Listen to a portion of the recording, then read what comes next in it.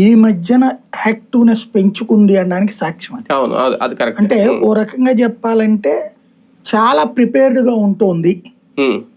వాస్తవంగా ఈ మహానాడు అయిపోయిన తర్వాత ఇప్పటి నుంచి ప్రభుత్వం 2 ఏళ్ల విజయోత్సవాలను చూపించే ప్రయత్నం చేస్తున్నారు వీళ్ళు.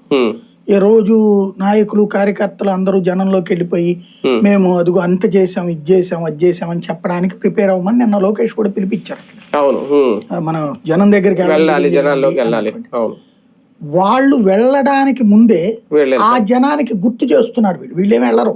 అంటే ఈ నిరసన రేపు నిరసన కూడా కాదు, నిరసన సపరేట్. వాళ్ళు ఏం మిస్ చేశారో గుర్తు చేస్తున్నారు.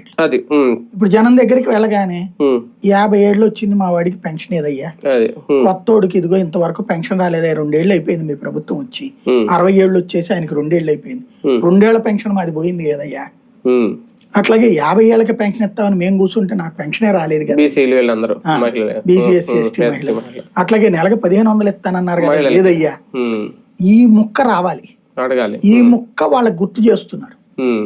అది ఇప్పుడు బుక్లెట్ రిలీజ్ చేయటం. వాళ్ళకి ముందుగానే వైసీపీ వాళ్ళు ఇది ఇస్తారు, డైరెక్ట్ గా ఇంటికి ఇవ్వకపోవచ్చు కానీ ఇప్పుడు డిజిటల్ తయారు చేశారు.